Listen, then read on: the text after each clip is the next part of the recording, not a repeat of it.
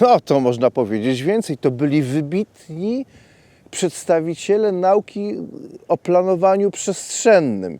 Ci ludzie, którzy w latach 41-43 stworzyli plan, jeden największy plan wysiedlenia, germanizacji, plan totalnego mordu, ci ludzie, co ciekawe, potem w Republice Federalnej Niemiec na katedrach naukowych stworzyli podwaliny nowoczesnej niemieckiej nauki o planowaniu przestrzennym. I jak się czyta te dokumenty, które razem składają się na Generalplan Ost, to rzeczywiście krew w żyłach mrożą liczby, o których wspomniałeś, zakładanej eksterminacji, masowej eksterminacji tak zwanych słowiańskich podludzi.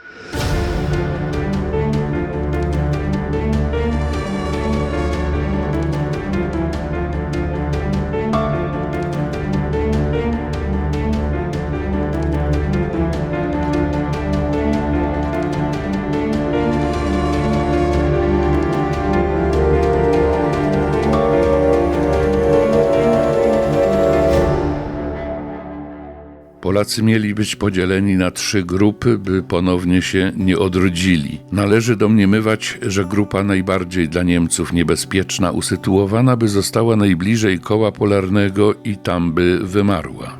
Polacy mieli być przemieszczani z Ukraińcami, Rosjanami i Białorusinami i skłóceni między sobą przez władzę, tak żeby trwało między nimi nieustanne napięcie, wrogość. Teraz narysuję panu piramidę społeczną tego państwa. Na samym dole Polacy, jak pisał Erhard Wetzel, najniebezpieczniejsi ze wszystkich obcoplemieńców. Umieliby liczyć, by pełny analfabetyzm nie przeszkadzał im w wykonaniu pracy robotników niewykwalifikowanych. Czesi mogliby być dopuszczeni do rzemiosł. Wyżej staliby Węgrzy, jeszcze wyżej Litwini, Lotysze i Estończycy, którzy mieli być zniemczeni i dopuszczani do niższych stanowisk w aparacie władzy. Na szczycie piramidy rasa panów. Fragment rozmowy z Aleksandrem Dolezalkiem w książce Krzysztofa Konkolewskiego Co u pana słychać.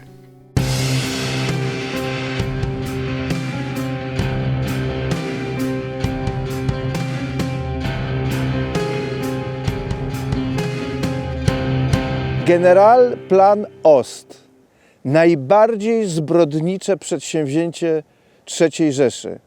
Był to plan wymordowania i wysiedlenia kilkudziesięciu milionów ludzi i to miało się wydarzyć w Europie Wschodniej.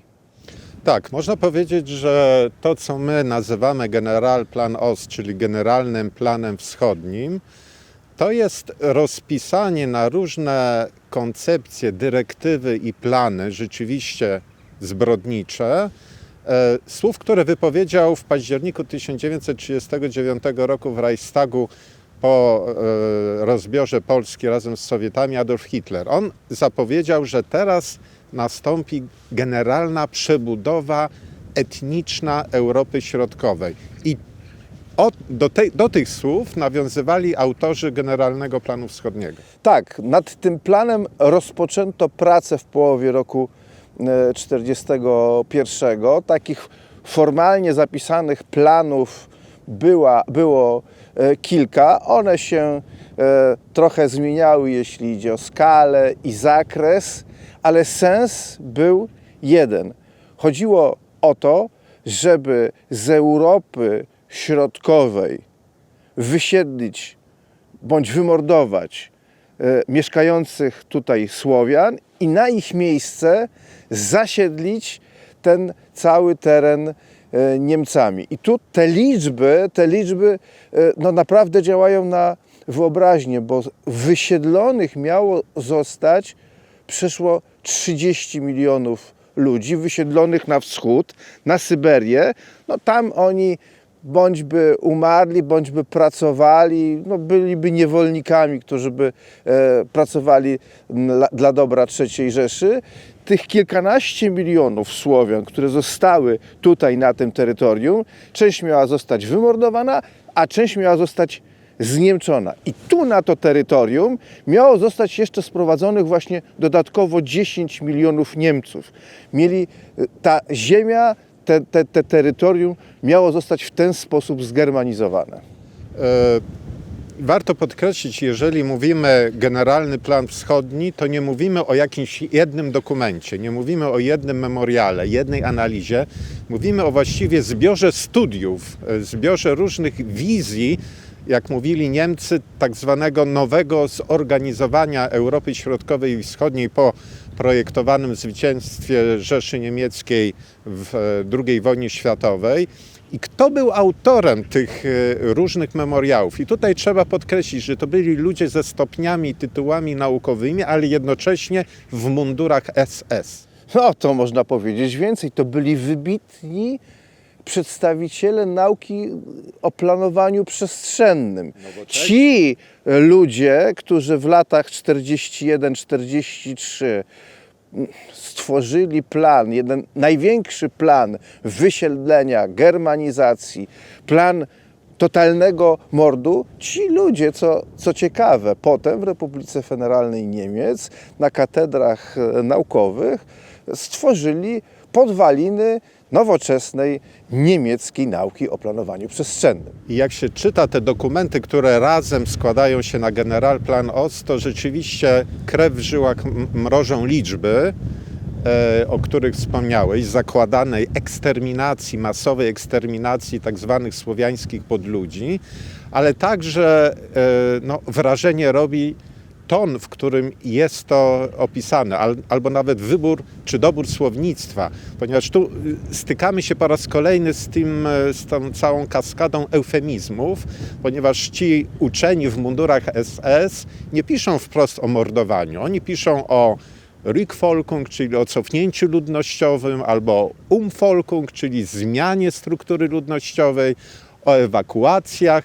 Tutaj mamy do czynienia z opisem planowanych zbrodni w takim żargonie naukowym typowym dla niemieckich Nie, to się profesorów. czyta jak artykuły naukowe pisane obiektywnym językiem i nie ma się wrażenia nawet, tak na pierwszy rzut oka, dopóki nie zacznie się zastanawiać nad sensem, że tutaj chodzi o jedną, czy nie, o największą zbrodnię w historii ludzkości. Bo wspomnijmy o tym, że przed Generalplan Ost jeszcze Niemcy realizują, jakby założeniem realizacji Generalnego Planu Wschodniego jest jeszcze Holokaust. Tak? On się już dokonuje w momencie, kiedy Holokaust dokonuje się w 1942 roku. Niemcy planują następną zbrodnię i właśnie w trakcie, gdy na terytorium Polski trwa akcja Reinhardt, no właśnie wtedy ci wybitni, jak się potem okaże, niemieccy naukowcy pracują nad kolejnym planem. Wymordujemy Żydów i teraz będziemy zajmowali się, przejdziemy do rozwiązania drugiego problemu, który mamy, czyli Słowian. No i tu część z nich wymordujemy, część zniemczymy, część przesiedlimy hen na Syberię.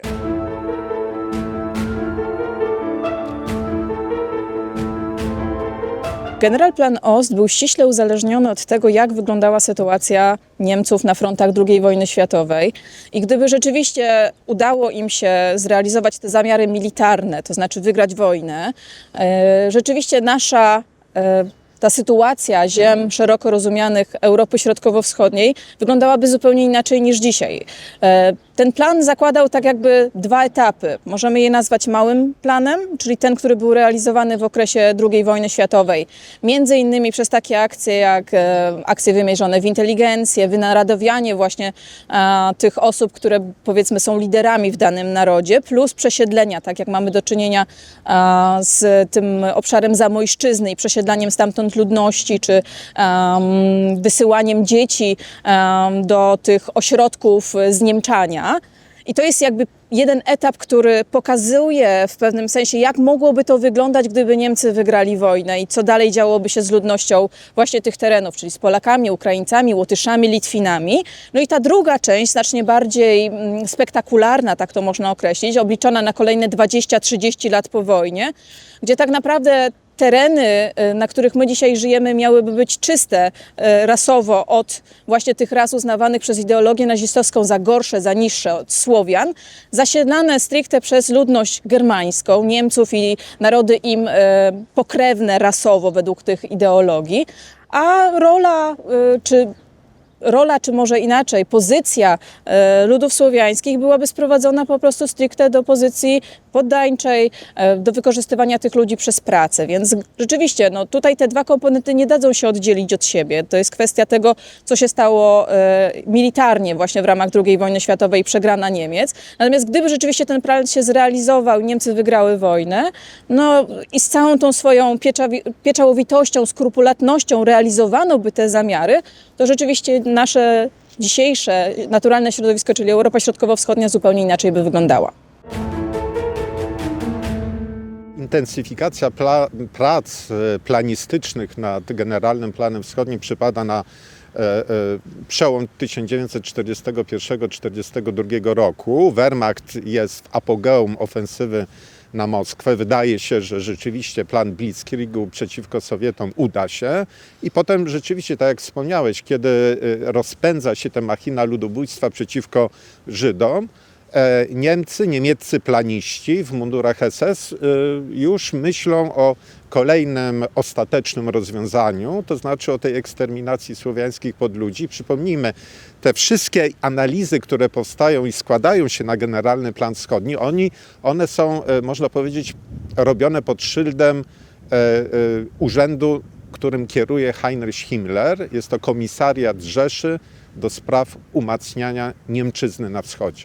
Zasiedlanie przez Niemców tych terytorium, bo to też jest interesujący aspekt całego tego planu. Kilka słów powiedzmy o nim. Tutaj bardzo widać taki rys ideologiczny w tym planowaniu, no bo tutaj ten Niemiec, który będzie zniemczał i tutaj zasiedlał to terytorium, to będzie taki ideał rolnika, wojownika. To jest ci planiści gdzieś szukają idei w tym świecie feudalnym, bo to zasiedlanie będzie polegało na tym, że będą takie wsie, które będą spełniały również funkcje obronne. To będą rolnicy, wojownicy, którzy będą krzewili kulturę niemiecką na wschodzie, będą żyli w takich wsiach, ogniskach germanizacyjnych,